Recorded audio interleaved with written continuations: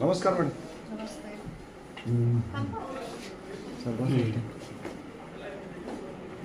त्यांना थांबायला सांगा. नेहमीच करतो या रूम मध्ये आम्ही. नाही, तुमचा विषय मला समजून घेऊ द्या, मग त्यांना करायला सांगा.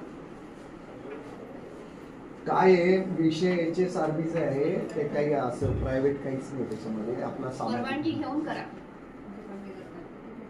काय मॅडम आता तुम्हाला परत देऊ का नव्याने देऊ का सर्क्युलर देऊ का परत तुमच्याशी ते संघर्ष करायचे का आम्ही आता शिंदे साहेबांच्या केबिनला करतो इथं देशमुख साहेब होते त्यांचं करत होतो त्याच्यावर काय वाद घालायचा HSRBचं आम्ही निवेदन द्यायला आलोय तुम्हाला की आपले जे रेट आहे ते खूप महाग आहेत तर ते तुम्ही शासनाला कळवा की 450 रुपये खूप होत आहेत ते 155 रुपये गोवा घेत आहे 160 रुपये जर तुमचं गुजरात घेत आहे. तुम्ही तसं दिलंय का बाकी राज्यांचं जे काही आहे नाही तुलनाने केलेले आम्ही ते इतर राज्य असं म्हटलंय फक्त आम्ही त्याच्यामध्ये तर तो प्रकार जो आहे तो थांबला पाहिजे आणि ह्या हाय सिक्युरिटी सांगून इन्व्हर्ट करून घ्या आणि यांना एक कॉपी द्या. हाय सिक्युरिटीचे सांगून आहे ना जे आता सध्या जे लोक नालायकपणा करतायत ना त्यांना तर आजही पकडलं जात नाही. दादा मामा भाऊ टाकतात ते तसेच फिरतायत. बुलेट तर मोस्टली बिना नंबराच्या आजही फिरतायत तर त्याच्यावर आजच निर्णय होत नाहीये. 26 फेसलेस सर्व्हिसेस आहेत आपले. देशमुख साहेब होते तेव्हापासून पाठपुरावा करतोय तुमच्या वरती शिंदे साहेबांकडे पाठपुरावा करतोय. या फेसलेस सर्व्हिसेस चालू झाल्या पाहिजे.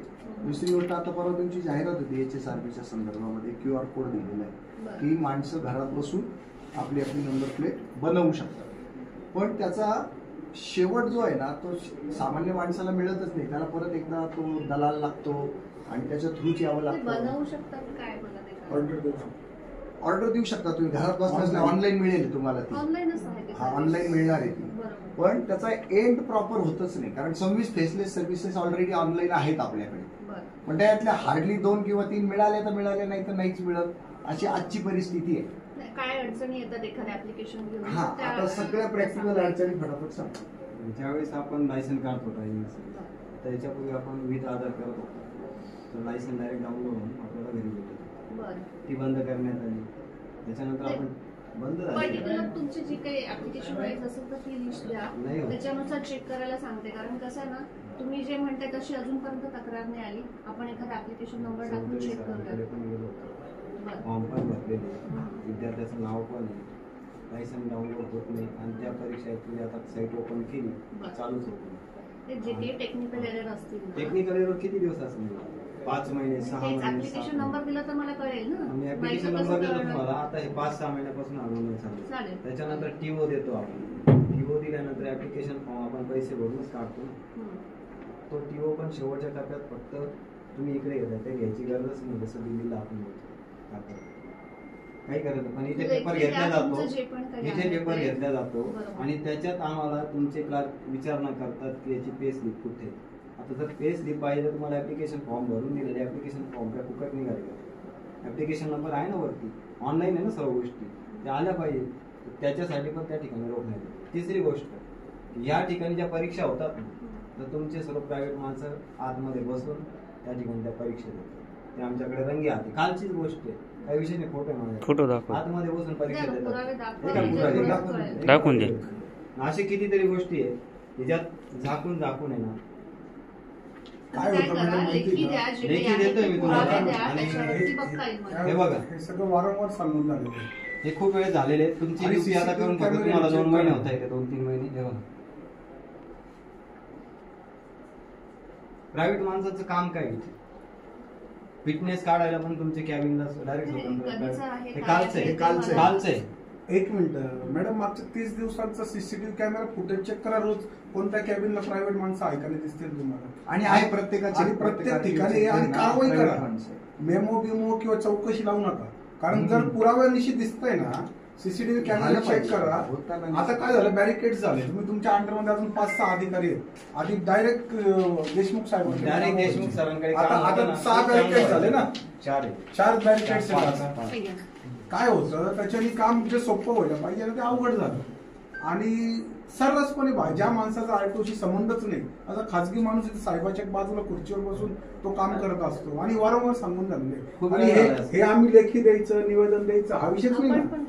कॅमेरे चेक करा, तुमच्याकडे सीसीटीव्ही कॅमेरे असणे गरजेचे आहेत प्रत्येक ठिकाणी, ते चेक करा. इथे सुद्धा सीसीटीव्ही कॅमेरा आहे. कॅबिनला प्रायव्हेट माणूस ज्याचा काही संबंधच नाही तो कसा असतो, का बरं असतो, आणि काय 90% चित्र हेच आहे, तेच बदलायचा प्रयत्न. आणि महत्वाचं म्हणजे अर्जंटमध्ये HSRPच्या नंबर प्लेट आहे, त्याला अजून 2 महिन्याची मुदतवाढ दिलेली. बरोबर, पहिले मार्च होता, आता एप्रिल केलेला आहे. 30 एप्रिल पर्यंत शासनाने मग बघून घ्या. ते आलेले परिपत्रक तुम्हाला सगळीकडे दिसतं. पण असंही 31 मार्च पर्यंत आहेच पहिलं सर्क्युलर.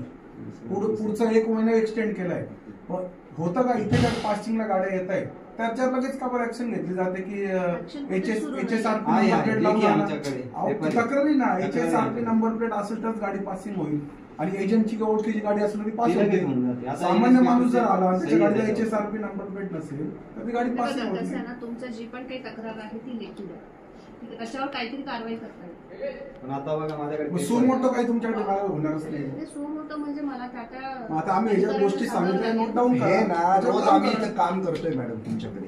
रोज आमच्या रोजच्या 10-15 गाड्यांचं काम होतं. निर्भय महाराष्ट्र पार्टी ही महाराष्ट्रात प्रसिद्ध झाली की आरटीओच्या गेटवर उभी राहून आहे ना मोफतमध्ये काम करते. तुमच्या ज्या पावत्या मिळतात आम्हाला त्या पावतीच्या रकमेत आम्ही काम करतो इथे. आणि जेवढी आणबंदी चालली ना देशमुख साहेबांच्या काळात ते बरीच बंद केली आम्ही. आणि आता नंतर तुमच्या काळामध्ये आज माझी तुमची पहिली मिटिंग आहे. माझ्याबद्दलची चौकशी करा, आमच्या पक्षाबद्दलची चौकशी करा. तुमच्या लक्षात येईल आम्हाला काय पाहिजे माहिती का. हा आमचा अधिकारी आहे, आरटीओ ऑफिस आमचं आहे. आणि ती जी काही पावती आहे ना बिलाची रक्कम, त्या रकमेत कामं झाले पाहिजे ते होताना दिसत नाही. आणि आता हे HSRPचं जे भूत आलंय ना डोक्यावर, त्याच्यानी नव्या पद्धतीनं लूट कार्यक्रम चालू झालेला आहे. आपल्याकडे 750 रुपये रेट झालेला आहे 2 व्हीलरचा. 750 घेतात दलालाच्या थ्रू येते HSRPची नंबर प्लेट आणि 750 रुपयात 2 व्हीलरचं काम होते. आता माझी जर गाडी 10 वर्षाची असेल तर तुम्हाला ऑनलाईन सर्व्हिस दिलेली असेल तर आमच्या मार्फत ती ऑनलाईन आहे, आपल्यापर्यंत येतच नाही मॅडम. ज्या साईटवरती पण बाहेरच्या बाहेर जे होतंय ना ते कसं होतंय. आता ते लोक जे जात आहे ते सायबर कॅफेमध्ये जात आहे, त्यांनी ते स्वतःच्या मोबाईलवर केलं, त्यांना फक्त ऑनलाईन फी पेड करावं लागते ना. काही 600 रुपये फी आहे. काय होतंय आज असुरक्षिततेची भावना काय माहिती का. आज ऑनलाईन टेंडरिंग सिस्टीम आहे पण शेवटचं बटन त्या क्लार्कच्या किंवा त्या साहेबाच्या हातात. आता इथं तुमच्या मी पहिल्यांदाच बोलताना सांगितलं 26 फेसलेस सर्व्हिसेस आपल्याकडे इंट्रोड्यूस झालेल्या आहेत. त्या 2 किंवा 3च पदरात पडतात आणि त्यालाही खूप जद्दोजहद करावं लागते. त्याच्यातला प्रॉब्लेम बंद करा असं आम्ही सातत्यानं सांगतोय तुम्हाला. ते करत नाही तर तुम्ही आता HSRPचं आणलं. हेच माझं निवेदन आहे तुम्हाला की पहिलंच नीट नाही, पुढं पाठण मागं सापट असा प्रकार चालू आहे. तर लुटीचे मार्ग किंवा लुटीच्या फटी आपण ठेवणार किती आहोत.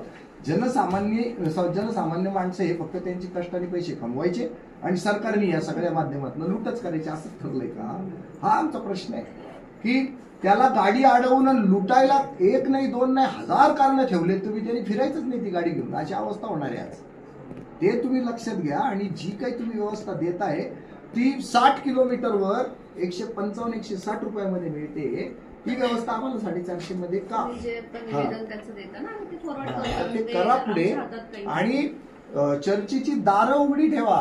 जनता मालक आहे ना, तर जनता काय म्हणते ह्याचे माध्यम आहात तुम्ही, त्या माध्यमांनी पुढे जाऊ द्या ते. आणि मग इथं जी चाललेली अनाबंदी ना ती बंद करा. त्या अनाबंदीतनं जनतेचं शोषण चालू आहे मोठ्या प्रमाणावर. आज वाहन घेणं म्हणजे शोषण करता बनणं आहे वास्तविक. चलनचा पण खूप मोठा विषय. चलन किती भयानक पद्धतीनं शोषण चालू आहे. म्हणजे त्यांनी ती गाडी चालवायची का नाही चालवायची असाच प्रश्न आहे. आता आम्ही हे सगळे पोस्ट करत असतो याच्यावर सोशल मीडियावर आम्ही खूप स्ट्रॉंग आहे. आता मी तुमच्या इथे बाहेरच 2-4 रील बनवले आहेत की काय पद्धतीनं लोक मरतायत, काय लोकांचं शोषण चालू आहे, त्याच्यात तुम्ही काय करू शकणार आहात ते केलं पाहिजे ना. तुम्ही आमच्या प्रतिनिधी म्हणून आहात ना, आमच्या सुखासाठी काम करायचं आहे ना. सगळीकडे कलेक्शन इतकं कलेक्शन आहे मोठ्या प्रमाणावर की माणसांनी वाहनं वापरायची का नाही, हा आमच्यासाठी प्रश्न आहे. म्हणजे एक गोष्ट पूर्ण होते नाही तर लगेच आमच्यावर लादली जाते. बरं लादा तर लादा, काही अडचण नाही, चालेल. आम्हाला काय वाटतंय त्याच्यातलं तो जो लॉंग फॉर्म आहे ना त्याचा, की हाय सिक्युरिटी रजिस्ट्रेशन प्लेट. तर हाय सिक्युरिटी आम्हाला काय मिळणार आहे, चोऱ्या होणार नाहीयेत का, किंवा झाली तर ती गाडी आम्हाला परत मिळणार आहे का, त्याचं प्रेस कॉन्फरन्स घ्या, त्याचा खुलासा द्या. तुम्ही 450 रुपये का घेताय, याचा खुलासा कुणीच देणार नाही आम्हाला. एक प्रेस कॉन्फरन्स तुम्ही स्वतःहून पुढाकार घेऊन तुम्ही शिंदे साहेबांनी घेतली पाहिजे. त्याच्यातला संभ्रम जो आहे ना तो सगळा दूर केला पाहिजे. लोकांची भीती दूर केली पाहिजे. पोलिसिंग कशासाठी आहे? लोकांना घाबरवण्यासाठी नाहीये, लोकांच्या सुखासाठी आहे, सोयीसाठी आहे, समाधानासाठी आहे आणि सहजरित्या या सगळ्या गोष्टी वापरासाठी आहे. पण याची दहशतच जास्त होते. तर त्याच्यामध्ये तुम्हाला सुटसुटीतपणा आणायला पहिल्यांदा प्रेस कॉन्फरन्स घ्या तुम्ही. आता ही मार्च पर्यंतची जी एक्सटेंड करताय तुम्ही एप्रिलपर्यंत, तर ते सुद्धा लोकांच्या निदर्शनास आणून द्या. तुमच्या सबऑर्डिनेट्सना सांगा, जे रस्त्यावर लोकांशी बोलतात त्यांना आदेशित करा, म्हणजे या गोष्टी सुटसुटीत होतील आणि आम्हाला स्वीकारायला सोपं जाईल. नाही सगळं एक प्रेस कॉन्फरन्स झाली पाहिजे आणि खुलासा करा याच्याबद्दल, सगळा संभ्रम दूर करा. स्वच्छ, सरळ, पारदर्शक, वेगवान काम कसं होईल आणि लोकांना कसं शांती मिळेल त्यासाठी झालं पाहिजे, ही आजची प्रामाणिक मागणी आहे. आणि कागद देणं, कागद घेणं हे तर चालूच आहे, पण आउट ऑफ दॅट जे प्रोएक्टिव्हली कामं करायला पाहिजे ना, ती अपेक्षा आहे. म्हणून प्रत्यक्ष भेटायचं. इतर राज्यांच्या तुलनेत सर खूप महागडी ती नंबर प्लेट, काय कारण असावं? हा, तर त्याचा पण आम्ही बोललो याच्यामध्ये, तर त्याचा पण आम्हाला खुलासा दिला तर फार बरं पडेल. ठीक आहे, थँक्यू सो मच. फोटो द्या ना आम्हाला एक तुमचा. फोटो टोपीवाले या.